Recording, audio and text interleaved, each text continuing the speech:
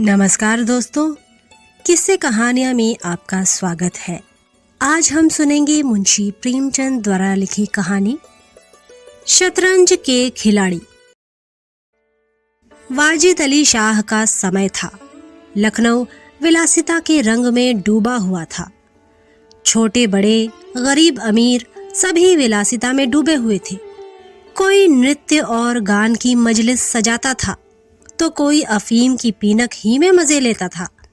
जीवन के प्रत्येक विभाग में आमोद प्रमोद का प्राधान्य था। शासन विभाग में, साहित्य क्षेत्र में, सामाजिक अवस्था में, कला कौशल में, उद्योग धंधों में, आहार व्यवहार में, सर्वत्र विलासिता व्याप्त हो रही थी।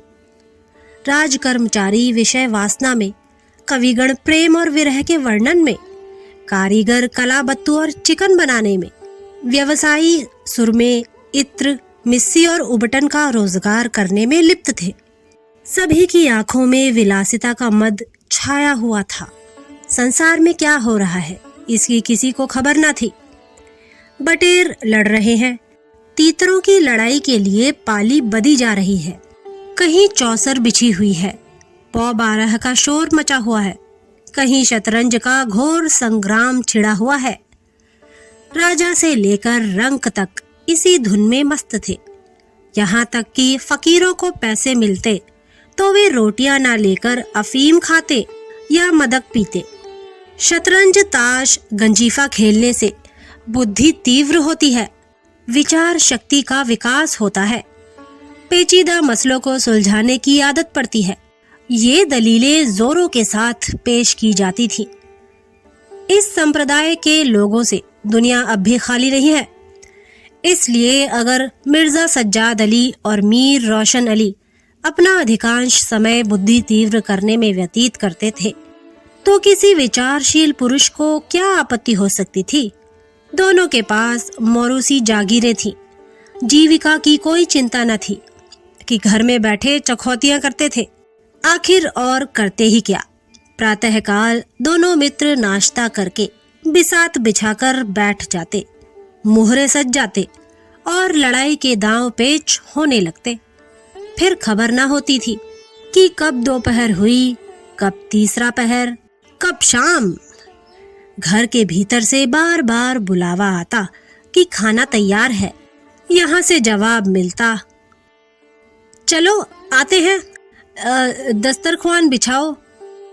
यहाँ तक कि बावर्ची विवश होकर कमरे ही में खाना रख जाता था और दोनों मित्र दोनों काम साथ साथ करते थे। मिर्जा सज्जाद अली के घर में कोई बड़ा बूढ़ा न था, इसलिए उन्हीं के दीवान खाने में बाजियां होती थी।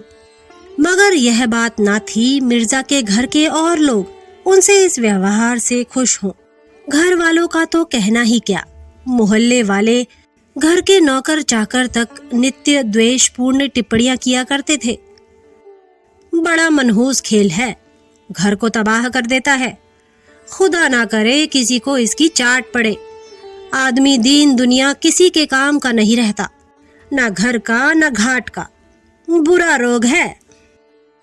यहाँ तक कि मिर्जा की बेगम साहिबा को इससे इतना द्वेष था कि अवसर खोज खोज कर पति को लताड़ती थी, पर उन्हें इसका अवसर मुश्किल से मिलता था। वह सोती रहती थी, तब तक बाजी बिछ जाती थी और रात को जब सो जाती थी तब कहीं मिर्जा जी घर में आते थे। हाँ, नौकरों पर वह अपना गुस्सा उतारती रहती थी। क्या पान मांगे हैं? कह दो आकर ले जाएं। खाने की फुर्सत नहीं है, ले जाकर खाना सिर पर पटक दो, खाए चाहे कुत्ते को खिलाए। पर रूबरू वह भी कुछ ना कह सकती थी। उनको अपने पति से उतना मलाल न था जितना मीर साहब से। उन्होंने उनका नाम मीर बिगाड़ू रख छोड़ा था। शायद मिर्जा जी अपनी सफाई देने के लिए सारा इल्जाम मीर साहब ही के सिर थोप देते थे। एक दिन बेगम साहिबा के सर में दर्द होने लगा। उन्होंने लौंडी से कहा, ओह, जाकर मिर्जा साहब को बुला लो, किसी हकीम के यहाँ से दवा लाए। दौड़, जल्दी कर। लौंडी गई तो मिर्जा जी ने कहा, चल अभी आते हैं। बेगम साहिबा का मिजाज गर्म था। इतनी ताब कहाँ कि उनके सिर में दर्द हो और पति शतरंज खेलता रहे। चेहरा सुर्ख हो गया। लौंडी से कहा, जाकर कह अभी चलिए, नहीं तो वह आप ही हकीम के यहाँ चली जाएंगी। मिर्जा जी बड़ी दिलचस्प बाजी खेल रहे थे। 2 ही किस्तों में मीर साहब की मात हुई जाती थी। झुंझलाकर बोले, क्या ऐसा दम लबों पर है, जरा सब्र नहीं होता? मीर साहब बोले, अरे तो जाकर सुन ही आइए ना, औरतें नाजुक मिजाज होती ही हैं। मिर्जा जी बोले, जी हाँ, चला क्यों ना जाऊं, 2 किस्तों में आपकी मात होती है। मीर साहब बोले, जनाब इस भरोसे ना रहिएगा, वह चाल सोची है कि आपके मोहरे धरे रहें और मात हो जाए। पर जाइए, सुनाइए, क्यों खामख्वाह उनका दिल दुखाइएगा? मिर्जा साहब बोले, इसी बात पर मात ही करके जाऊंगा। मीर साहब बोले, मैं खेलूंगा ही नहीं, आप जाकर सुनाइए। मिर्जा जी बोले, अरे यार, जाना पड़ेगा हकीम के यहाँ, सिर दर्द खाक नहीं है, मुझे परेशान करने का बहाना है। मीर साहब बोले, कुछ भी हो, उनकी खातिर तो करनी ही पड़ेगी। मिर्जा जी बोले, अच्छा एक चाल और चल लूं। मीर साहब बोले, हरगिज नहीं, जब तक आप सुन ना आएंगे मैं मोहरे में हाथ ही ना लगाऊंगा। मिर्जा साहब मजबूर होकर अंदर गए तो बेगम साहिबा ने त्योरियां बदलकर लेकिन कराहते हुए कहा, ओह, तुम्हें निगोड़ी शतरंज इतनी प्यारी है, चाहे कोई मर ही जाए पर उठने का नाम नहीं लेते। नौज कोई तुम जैसा आदमी हो। मिर्जा साहब बोले, क्या कहूँ, मीर साहब मानते ही न थे, बड़ी मुश्किल से पीछा छुड़ा कर आया हूँ। बेगम साहिबा बोली, क्या जैसे वह खुद निखट्टू हैं वैसे ही सबको समझते हैं? उनके भी तो बाल बच्चे हैं, या सबका सफाया कर डाला? मिर्जा साहब बोले, बड़ा लती आदमी है, जब आ जाता है तब मजबूर होकर मुझे भी खेलना पड़ता है। बेगम बोली, दुत्कार क्यों नहीं देते? मिर्जा साहब बोले, बराबर के आदमी हैं, उम्र में दर्जे में मुझसे 2 अंगुल ऊंचे, मुलाहिजा करना ही पड़ता है। बेगम साहिबा बोली, तो मैं ही दुत्कारे देती हूँ, नाराज हो जाएंगे और हो जाएं, कौन किसी की रोटियां चला देता है? रानी रूठेंगी, अपना सुहाग लेंगी। हरिया, जा बाहर से शतरंज उठा ला। मीर साहब से कहना, मियाँ अब ना खेलेंगे, आप तशरीफ ले जाइए। मिर्जा साहब बोले, हाँ हाँ, कहीं ऐसा गजब भी ना करना, जलील करना चाहती हो क्या? ठहर हरिया, कहाँ जाती है? बेगम बोली, जाने क्यों नहीं देते, मेरा ही खून पिए जो उसे रोके। अच्छा, उसे रोका, मुझे रोको तो जानू। यह कहकर बेगम साहिबा झल्लाई हुई दीवान खाने की तरफ चली। मिर्जा बेचारे का रंग उड़ गया, बीबी की मिन्नतें करने लगे।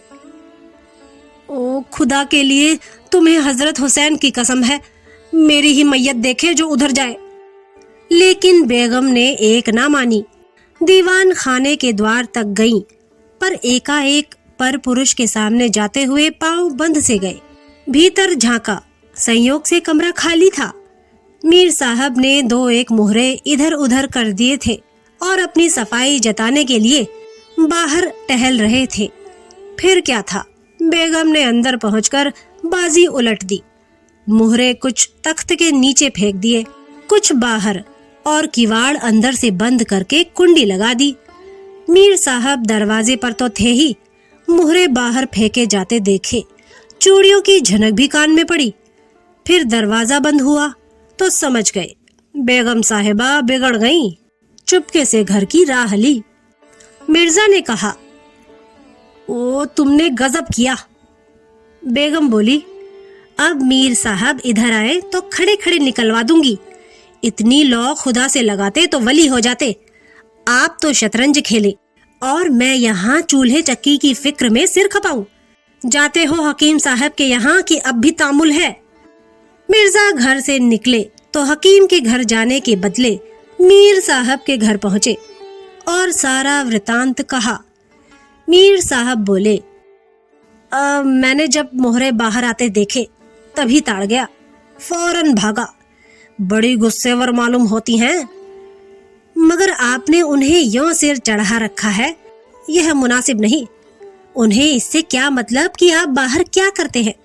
घर का इंतजाम करना उनका काम है, दूसरी बातों से उन्हें क्या सरोकार।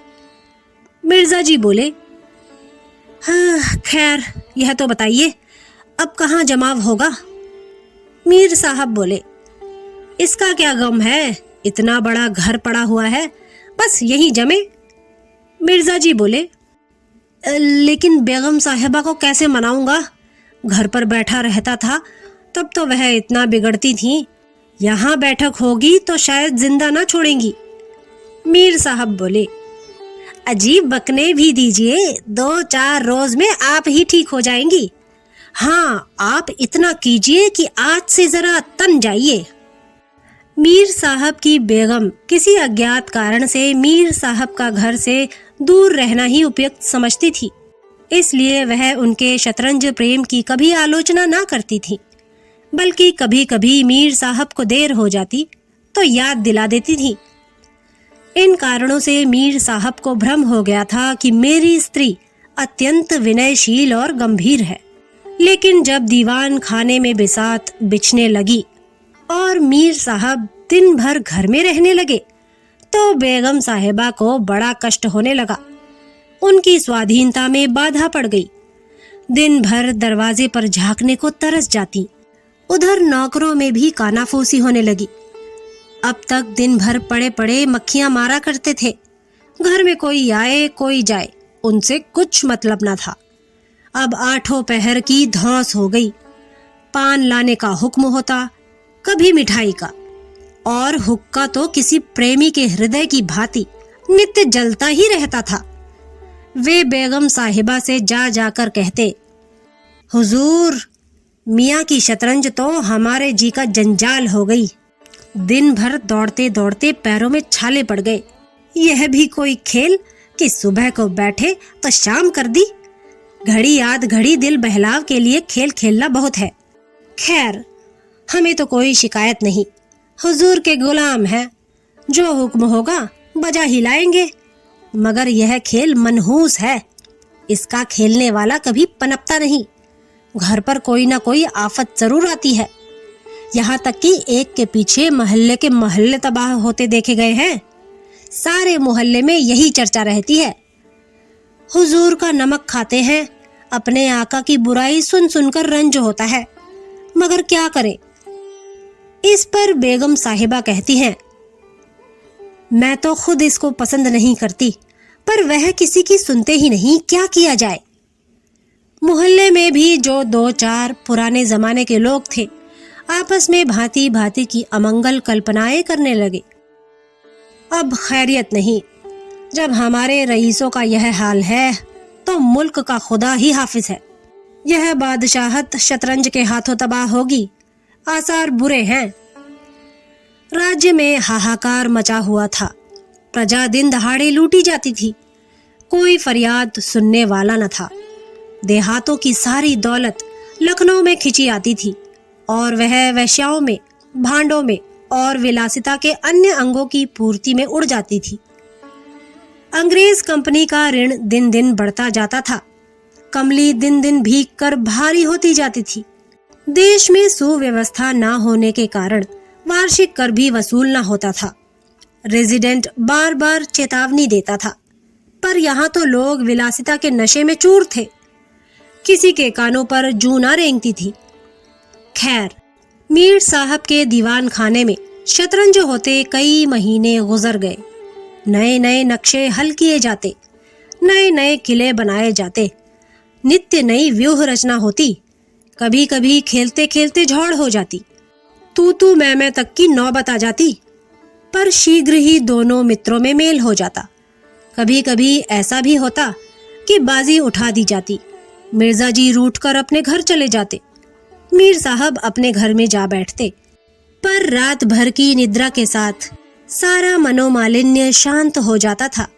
प्रातःकाल दोनों मित्र दीवान खाने में आ पहुंचते थे। एक दिन दोनों मित्र बैठे हुए शतरंज की दलदल में गोते खा रहे थे कि इतने में घोड़े पर सवार एक बादशाही फौज का अफसर मीर साहब का नाम पूछता हुआ आ पहुंचा। मीर साहब के होश उड़ गए। यह क्या बला सिर पर आई? यह तलबी किस लिए हुई है? अब खैरियत नहीं नजर आती। घर के दरवाजे बंद कर लिए। नौकरों से बोले, कह दो घर में नहीं है। सवार बोला, घर में नहीं तो कहाँ है? नौकर बोला, यह मैं नहीं जानता, क्या काम है? सवार बोला, काम तुझे क्या बताऊंगा, हुजूर में तलबी है, शायद फौज के लिए कुछ सिपाही मांगे गए हैं। जागीरदार हैं कि दिल लगी, मोर्चे पर जाना पड़ेगा तो आटे दाल का भाव मालूम हो जाएगा। नौकर बोला, अच्छा तो जाइए, कह दिया जाएगा। सवार बोला, कहने की बात नहीं है, मैं कल खुद आऊंगा, साथ ले जाने का हुक्म हुआ है। सवार चला गया। मीर साहब की आत्मा कांप उठी। मिर्जा जी से बोले, ओह कहिए जनाब, अब क्या होगा? मिर्जा जी बोले, बड़ी मुसीबत है, कहीं मेरी तलबी भी ना हो। मीर बोले, कमबख्त कल फिर आने को कह गया है। मिर्जा जी बोले, आफत है और क्या, कहीं मोर्चे पर जाना पड़ा तो बेमौत मरे। मीर साहब बोले, बस यही एक तदबीर है कि घर पर मिलो ही नहीं, कल से गोमती पर कहीं वीराने में नक्शा जमे, वहां किसे खबर होगी, हजरत आकर आप लौट जाएंगे। मिर्जा जी बोले, वल्लाह आपको खूब सूझी, इसके सिवाय और कोई तदबीर ही नहीं है। इधर मीर साहब की बेगम उस सवार से कह रही थी, तुमने खूब धता बताया। उसने जवाब दिया, ऐसे गावदियों को तो चुटकियों पर नचाता हूँ, इनकी सारी अक्ल और हिम्मत तो शतरंज ने चर ली, अब भूल कर भी घर पर ना रहेंगे। दूसरे दिन से दोनों मित्र मुंह अंधेरे घर से निकल खड़े होते।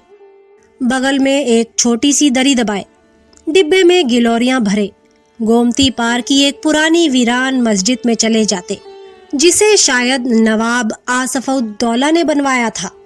रास्ते में तंबाकू, चिलम और मदरिया ले लेते और मस्जिद में पहुंच दरी बिछा हुक्का भरकर शतरंज खेलने बैठ जाते थे। फिर उन्हें दीन दुनिया की फिक्र न रहती थी। किश्त, शह आदि दो एक शब्दों के सिवा उनके मुंह से और कोई वाक्य नहीं निकलता था। कोई योगी भी समाधि में इतना एकाग्र न होता होगा। दोपहर को जब भूख मालूम होती तो दोनों मित्र किसी नान बाई की दुकान पर जाकर खाना खाते और एक चिलम हुक्का पीकर फिर संग्राम क्षेत्र में डट जाते। कभी कभी तो उन्हें भोजन का भी ख्याल न रहता था। इधर देश की राजनीतिक दशा भयंकर होती जा रही थी। कंपनी की फौजें लखनऊ की तरफ बढ़ी चली आती थीं। शहर में हलचल मची हुई थी। लोग बाल बच्चों को लेकर देहातों में भाग रहे थे, पर हमारे दोनों खिलाड़ियों को इनकी जरा भी फिक्र न थी। वे घर से आते तो गलियों में होकर, डर था कि कहीं किसी बादशाही मुलाजिम की निगाह न पड़ जाए जो बेकार में पकड़ जाए। हजारों रुपए सालाना की जागीर मुफ्त ही हजम करना चाहते थे। एक दिन दोनों मित्र मस्जिद के खंडहर में बैठे हुए शतरंज खेल रहे थे। मिर्जा की बाजी कुछ कमजोर थी। मीर साहब उन्हें किश्त पर किश्त दे रहे थे। इतने में कंपनी के सैनिक आते हुए दिखाई दिए। वह गोरों की फौज थी जो लखनऊ पर अधिकार जमाने के लिए आ रही थी। मीर साहब बोले, अंग्रेजी फौज आ रही है, खुदा खैर करे। मिर्जा जी बोले, आने दीजिए, किश्त बचाइए, यह किश्त। मीर साहब बोले, जरा देखना चाहिए, यहीं आड़ में खड़े हो जाए। मिर्जा जी बोले, देख लीजिएगा, जल्दी क्या है, फिर किश्त। मीर बोले, तोप खाना भी है, कोई 5,000 आदमी होंगे। कैसे कैसे जवान हैं, लाल बंदरों के से मुंह, सूरत देखकर खौफ मालूम होता है। मिर्जा साहब बोले, अरे जनाब हीले ना कीजिए, ये चकमे किसी और को दीजिएगा, यह किश्त। मीर साहब बोले, आप भी अजीब आदमी हैं, यहाँ तो शहर पर आफत आई हुई है और आपको किश्त की सूझी है। कुछ इसकी भी खबर है कि शहर घिर गया तो घर कैसे चलेंगे? मिर्जा साहब बोले, जब घर चलने का वक्त आएगा तो देखा जाएगा, यह किश्त, बस अब की शह में मात है। फौज निकल गई। 10 बजे का समय था, फिर बाजी बिछ गई। मिर्जा जी बोले, आज खाने की कैसे ठहरेगी?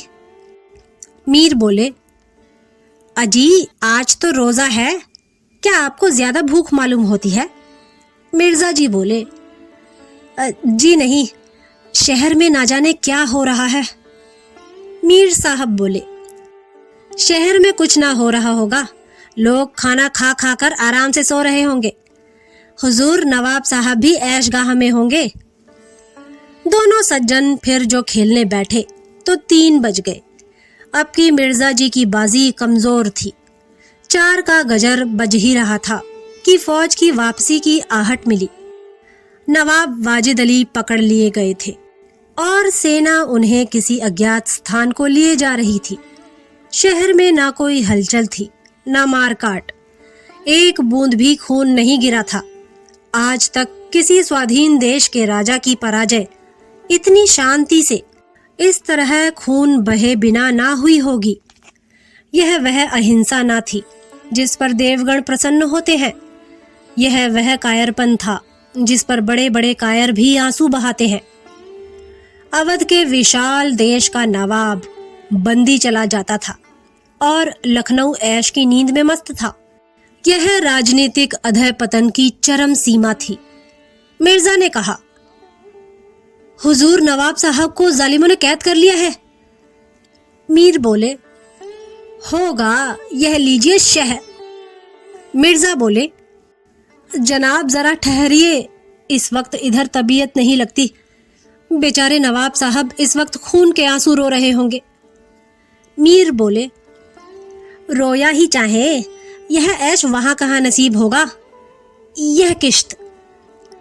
मिर्जा बोले, किसी के दिन बराबर नहीं जाते, कितनी दर्दनाक हालत है।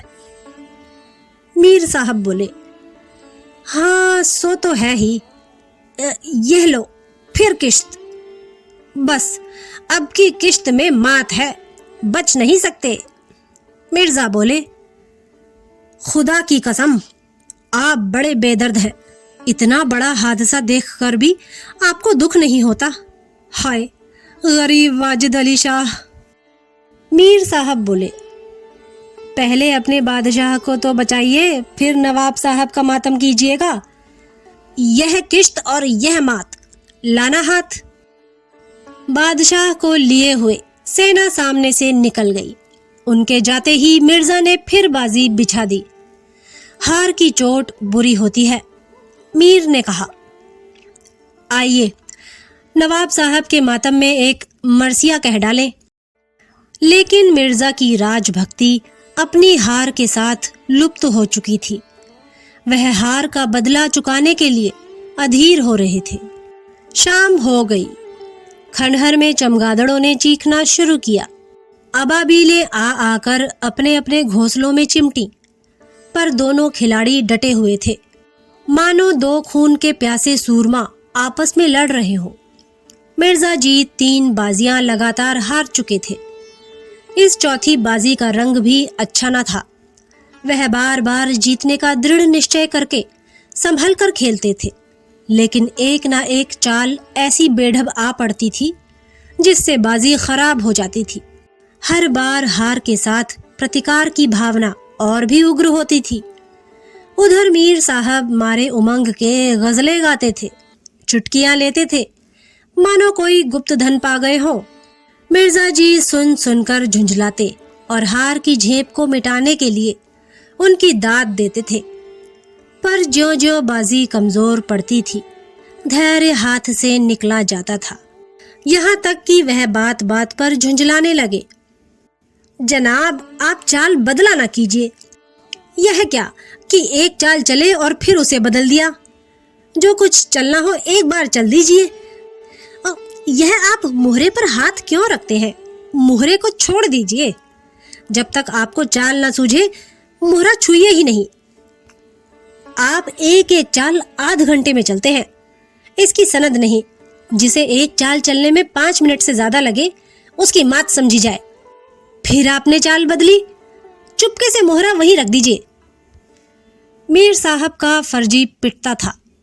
बोले, मैंने चाल चली ही कब थी? मिर्जा जी बोले, आप चाल चल चुके हैं, मोहरा वहीं रख दीजिए, उसी घर में। मीर साहब बोले, उस घर में क्यों रखूं? मैंने हाथ से मोहरा छोड़ा ही कब था? मिर्जा जी बोले, मोहरा आप कयामत तक ना छोड़े तो क्या चाल ही ना होगी? फर्जी पिटते देखा तो धांधली करने लगे। मीर साहब बोले, धांधली आप करते हैं, हार जीत तकदीर से होती है, धांधली करने से कोई नहीं जीतता। मिर्जा जी बोले, तो इस बाजी में तो आपकी मात हो गई। मीर साहब ने कहा, मुझे क्यों मात होने लगी? मिर्जा जी बोले, तो आप मोहरा उसी घर में रख दीजिए जहां पहले रखा था। मीर साहब ने कहा, वहां क्यों रखूं? नहीं रखता। मिर्जा जी बोले, क्यों ना रखिएगा, आपको रखना होगा। तकरार बढ़ने लगी। दोनों अपनी अपनी टेक पर अड़े थे। ना यह दबता था ना वह। अप्रासंगिक बातें होने लगी। मिर्जा बोले, किसी ने खानदान में शतरंज खेली होती तब तो इसके कायदे जानते। वे तो हमेशा घास छीला करते। आप शतरंज क्या खेलिएगा? रियासत और ही चीज है। जागीर मिल जाने से ही कोई रईस नहीं हो जाता। मीर साहब ने कहा, क्या घास आपके अब्बाजान छीलते होंगे? यहाँ तो पीढ़ियों से शतरंज खेलते चले आ रहे हैं। मिर्जा जी बोले, अजी जाइए भी, गाजीउद्दीन हैदर के यहाँ बावर्ची का काम करते करते उम्र गुजर गई। आज रईस बनने चले हैं। रईस बनना कुछ दिल लगी नहीं है। मीर साहब ने कहा, क्यों अपने बुजुर्गों के मुंह में कालिख लगाते हो? वे ही बावर्ची का काम करते होंगे। यहाँ तो हमेशा बादशाह के दस्तरख्वान पर खाना खाते चले आए हैं। मिर्जा जी ने कहा, अरे चल चरकटे, बहुत बड़बड़ कर बातें न कर। मीर साहब ने कहा, जबान संभालिए वरना बुरा होगा।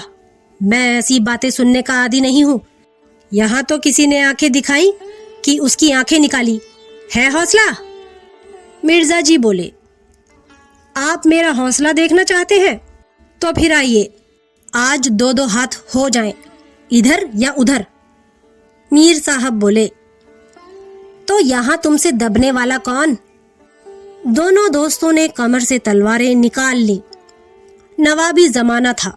सभी तलवार, पेशकब्ज, कटार वगैरह बांधते थे। दोनों विलासी थे पर कायर न थे।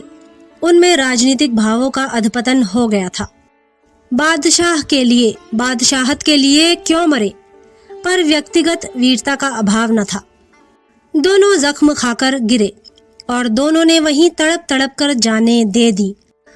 अपने बादशाह के लिए जिनकी आंखों से एक बूंद आंसू न निकला, उन्हीं दोनों प्राणियों ने शतरंज के वजीर की रक्षा में प्राण दे दिए। अंधेरा हो चला था। बाजी बिछी हुई थी। दोनों बादशाह अपने अपने सिंहासनों पर बैठे हुए मानो इन दोनों वीरों की मृत्यु पर रो रहे थे। चारों तरफ सन्नाटा छाया हुआ था। खंडहर की टूटी हुई मेहराबें, गिरी हुई दीवारें और धूल धूसरित मीनारें इन लाशों को देखती और सिर धुनती थी। तो दोस्तों, यह थी मुंशी प्रेमचंद द्वारा लिखी कहानी शतरंज के खिलाड़ी। अगली बार फिर एक नई कहानी के साथ आपसे मुलाकात होगी। तब तक के लिए नमस्कार।